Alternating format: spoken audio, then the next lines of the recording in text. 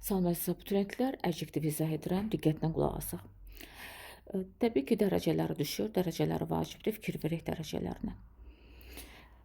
Fərqləndirmək üçün və ya bənzətmək üçün biz as, bənzətmək Azərbaycan dilində kimi şəklində tərcümə olunur. Və fərqləndirmək üçün isə not as, kimi deyil şəklində tərcümə olunur. Kimi deyil. Və yaxud da ki, not as əvəzinə biz burada not as-dən görə bilərik, mümkündür. Açar sözlər. To, very, so, such, quite, rather və enough. Enough ayrıca vermək istəyirəm. Ya da saxlayıram ki, bu açar sözlərdən sonra sifət gələcəkdir. Məsəl üçün, too interesting, very interesting, so interesting, such an interesting, rather interesting. Ya da saxlayırıq ki, rather'dan sonra en artiklı gələ bilər və ya əvvəldə gələ bilər. Quite'dan sonra əsasən təkdəsə en artiklı gələcəkdir. Such'dan sonra isim təkdə sayılan bilənsə mütləq en artiklı ilə başlayacaqsan, unutma. So'dan sonra artiklı gələ bilmir, to'dan sonra artiklı gələ bilmir, very'dən sonra artiklı gələ bilmir. Enough'da işlənmə qaydası belədir. Enough'dan əvvəl sifət gələcəkdir. Bax, bu məqamı unutmayaq. Sifət cümlədə isimə bağlıdır. Məhz bu səbəbdən də isim tək sayılırsa, en artiklını unutmayaq. Gedirəm növbəti müqayisə dərəcəsi. Buna biz komparativ degree deyirik. Tək hecalar üçün, more isə çox hecalar üçün istifadə olunur. Açar sözlərdən əsasən dən görürük. Müqayisə dərəcəsi üçün Azərbaycan dilinə daha şəklində tərcümə olunur. Lakin a little və much-da sənin topluluğun əsas açar sözləridir ki, yadda saxlayırıq ki, a little və much gördünsə, a little more interesting deyə bilərsən. Və yaxud da ki, much larger deyə bilərsən. Yəni uzun sözün qısası həm muchdan sonra, həm a little'dan sonra mütləq ki, müqayisə dərəcəsi gəlir. Çox hecalsa more ver, tək hecalsa ver, amma mütləq o müqayisəni verməlisən. Verməsən sifətdə bil ki, problem olacaqdır və o səhifə aparacaqdır səni. Artiklı unutma.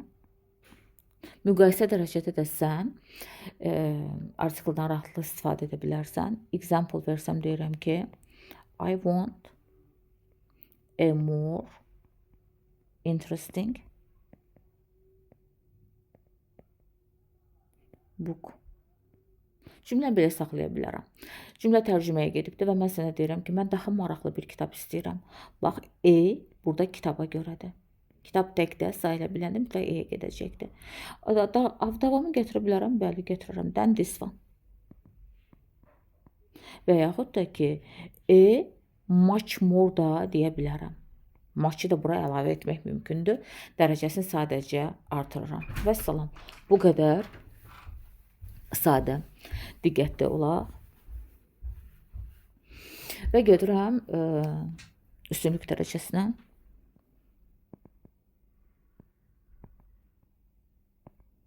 Buna isə superlative degree deyilir.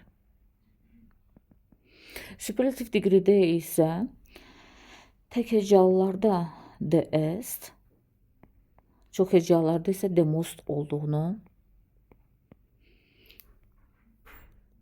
diqqətə yetirək və deyək ki, açar sözləri in, at, on, one of, awful, however, have, has və had. Bu şəkildə yazıram. Have, has, had, ever.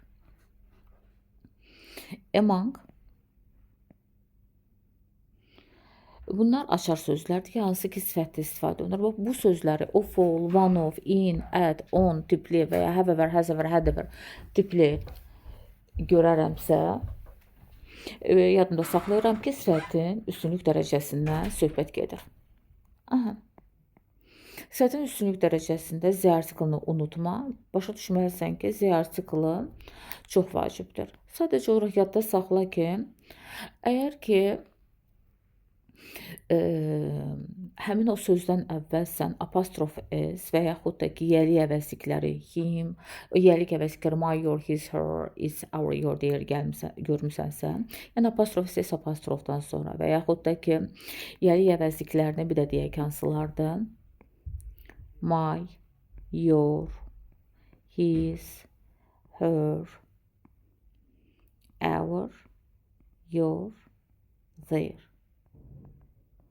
Bax, bu baxımdan sən Z artiklını istifadə edə bilməzsən. Dərhal düşəcəkdir. Example versək. He is the world's apostrophe s most beautiful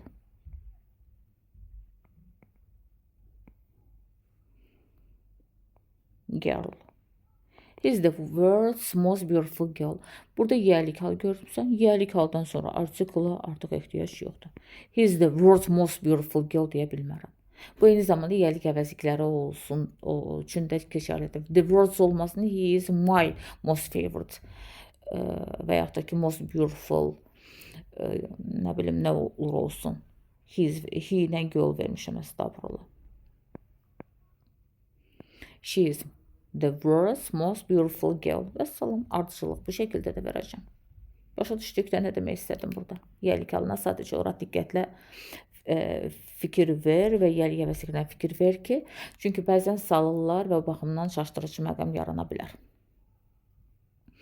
Açar sözlərini zaten dedik. İndi mən qeyd etmək istəyirəm ki, sən bəzən oldur və eldir.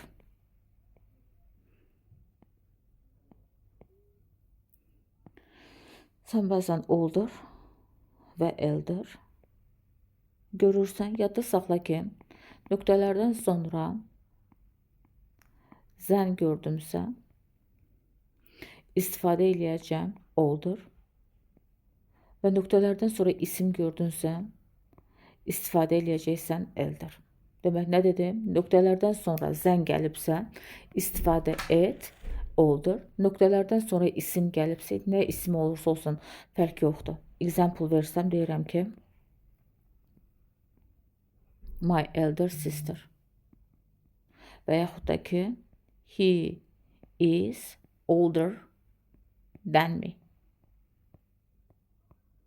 Vəssalam. Older görmüsən, zən görəcəksən əlbəttə ki, sister görmüşsən, elder verəcəksən əlbəttə ki. Bu qədər sadə. Bunu ayırt eləməyin ən rahat, ən sadə üsulu bax budur. Gedirəm adverba.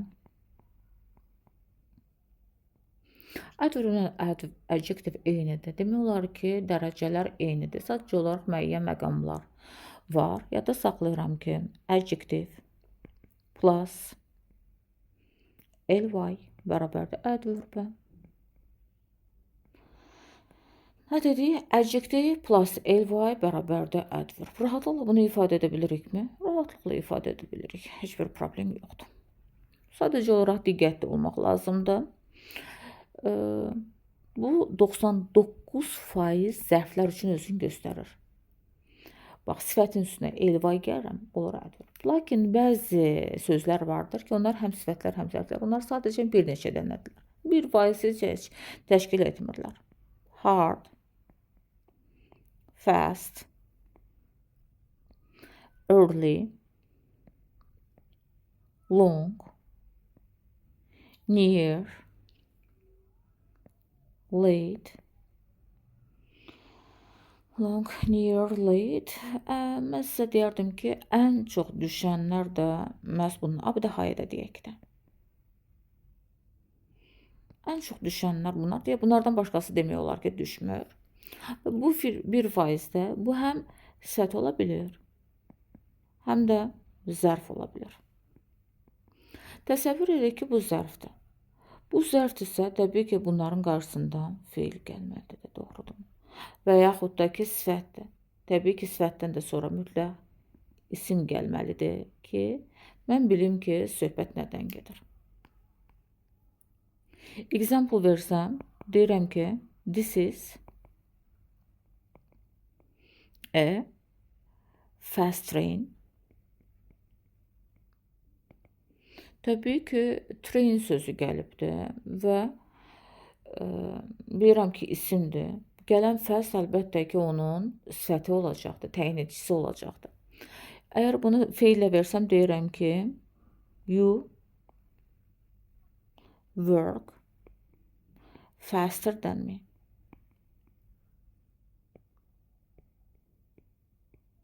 Və təbii ki, burada gələn fast isə qarşıda gələn work-i ifadə elədiyi üçün, feili ifadə elədiyi üçün, əlbəttə ki, cümlədə zərf xarakteri daşıyacaqdır. Bunların dərəcələri eynidir. Və S ilə düzələcəkdir. Sadəcə olaraq yadımda saxlayıram ki, çünki onların hamısı tək hecalı hesab olunurlar. Müqayisə dərəcəsində həm sifət, həm zərf eynidir, fərqlənmir. S və DS isə zərfdirsə S, sifətdirsə DS olacaqdır. Çünki sifətdə mütləq ki, Z artiklı gələcəkdir, amma zərfdə isə yadda saxlayırıq ki, üstünlük dərəcədə Z artiklı gəlmir. Vəssalam, bu şəkildə fərqlənir, başqa bir şəkildə fərqlənmir. Orada sən bəzi sözlər görəcəksən ki, hardly, highly, nearly və lately.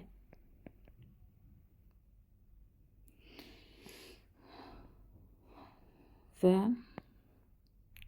nearly və lately. Yadda saxlayıram ki, bu 4 dənə sözün dərəcəsi yoxdur.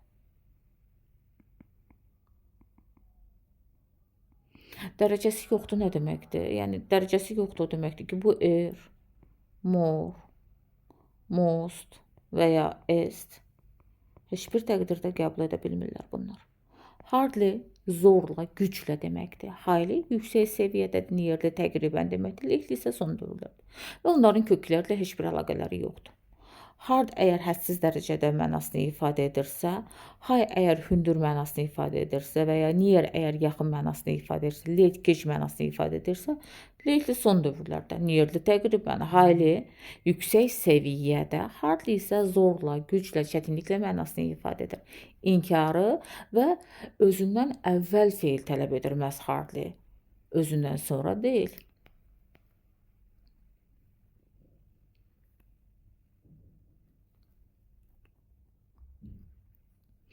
Example verirəm və deyirəm ki, I work hard. I work hard deyirəmsə, bu mənim zərfimdir də, əlbəttə ki. Düzdürmü? Mən çox çalışıram. İndi deyirəm ki, I can hardly walk. Work olsun, walk olmasın. Mən güclə çalışıram. Yəni, buradakı hardly gedibdir work'ün qarşısına. Amma biz demişik axı ki, feildən sonra zərf gələcək. Doğrudurmu? Burada özünü bu şəkildə doğrultmadı. Hardly zərf keçdi feilin qarşısına. Deməli, bu zorla, güclə mənasını ifadə edir və no'ya bərabərdir. Hardly no'ya bərabər olduğu məqamını unutmayaq, çox xahiş edirəm və vacib məqamdır bu məqam. Və mən bu şəkildə ayırd edirəm ki, hard həm sifət, həm zərf olduğu təqdirdə hardly yalnız zərfdir və işlənmə qaydası bu şəkildədir. Və hardlier, more hardly və yaxud da ki, highlier, more highly, highliest tipli ifadələri isə sən görə bilməzsən. Bu 4 ifadənin hardly, highly, nearly və lately'nin dərəcələri qətiyyən yoxdurlar. Onları sən dərəcədə görə bilməzsən. O səbəbdən də fikir ver, diqqətli ol. Məsəl üçün deyirəm ki, he is highly paid. Sifətlə zərf yan yana gəlibsə, yadda saxla ki, birinci zərf, sonra sifət gələcəkdir. O yüksək səviyyəli ödənişlidədir. Yəni ödəniş əldə edir, o mənada ifadə edir. Yüksək dərəcədə ödəniş əldə edir. Highly burada yüksək səviyyədə, yüksək dərəcədə mənasını ifadə edir əlbəttə ki. Bax, bu baxımdan diqqətli olaq, xahiş edirəm. Biz dedik ki, feil, üstəgəl, zərf. Doğrudurmu? Və eyni zamanda da dedik ki, sifət, üstəgəl, elvay bərabərdir zərf. Bunları dedik də, doğrudurmu? Lakin bəzi feillər vardır ki, to be, to become, to sound, to taste, to feel, to seem, to look, to smell. Bu feillər mücərrəd xarakterli feil olduqlarına görə özündən sonra sifət tələb edirlər, zərf tələb etmirlər. Bu hər zaman mı belədir? Xeyr. Lakin sənin toplumda sənin bilmən gərəkən yalnızca budur. Bu feillərdən sonra sifət ver. To be dərkən əlbəttə ki, mən əmiza və keçmiş zamanda vuzunu nəzərdə tuturam. Çünki sən orada birbaşa to be deyil də əmiza görürsən və ya vuzvu görürsən. To become, to sound, to taste, to feel, to seem, to look, to smell. Və bu feillərdən sonra sifət görəcəksən, zərf görə bilməyəcəksən. Yadda saxla. Example versə, məsəl üçün deyirəm ki, it sounds nice. Feil gəlməsinə baxmaraq, o feillərdəndir. Ona görə də nice deyil də nice olacaqdır. Lakin mən eyni zamanda dedim ki, sifət, üstəgəl elvay bərabərdir zərf. Bu hər zaman özün belə göstərir? Xeyr, əlbəttə ki. Hər zaman özün belə göstərmir. İstisnalar var. Lovely, lonely, lively. Bax, orada elderly, cowardly, silly, ugly. Friendly mütləq deyək. Friendly düşəndir. Bax, bu 4 dənəsi sənə lazımdır. Bunlar elva ilə bitmələrinə baxmayaraq, bunlar sifətlər. Zərf deyirlər. Yaxşı mı? Lovely, lonely, lively, friendly. Sadəcə yadda saxlayaraq ki, to be alone həm sifət, həm zərf olacaqdır. To be ilə gəlibsə əlbəttə ki, yalnızca sifət. Feil gəlibsə to live, məsəl üçün deyirəm. To live alone. Bu əlbəttə ki, zərfə gedəcəkdir qarşısında. Bu qədər böyük bir feil var. Doğrudurmu? To be-dən də sonra axı sifət gəlir. Sifət xarakterini daşıyacaqdır. Tək yaşamaq, tək olmaq. Bax, bu şəkildə də tərcümə olunacaqlar. Dərəcələri gələndə isə eynidir. Dərəcələr heç bir şəkildə fərqlənmirlər. Sadəcə olaraq zərfin üstünlük dərəcəsində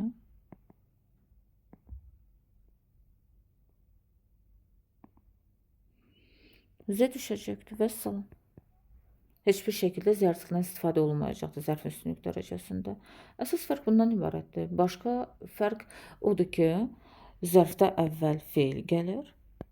Bayaq dediyim istisna feilləri unutmamaq şərti ilə to be, to become, to get, to sound, to taste, to feel, to sound, to smell. Bax, o feillərdən sonra sifət verəcəksən, ha? Diqqətli ol. Yəni, bu şəkildə fərqlənirlər. Bir də yadda saxlayıram ki, bax, biz dedik ki, sifət, üstəgəl, elvay bərabərdir zərfədə, doğrudurmu? Və bu dedik ki, 99% halda özünü belə göstərəcəkdir. Və yadda saxlayıram ki, bu sifət əgər elvay qəbul edirsə, məsələn deyirəm ki, mənim sifətim slow, elvay oldu slowly. Təbii ki, bu artıq çox hecalı olur. Çox heca. Ona görə də zərfin 99% more və mostla düzəlir. Bax, diqqətli ol. Demək, zərfin 99% nə ilə düzəlir? Zərfin 99% nə ilə düzəlir demək? Bərabərdir zərfə. Niyə belə oldu?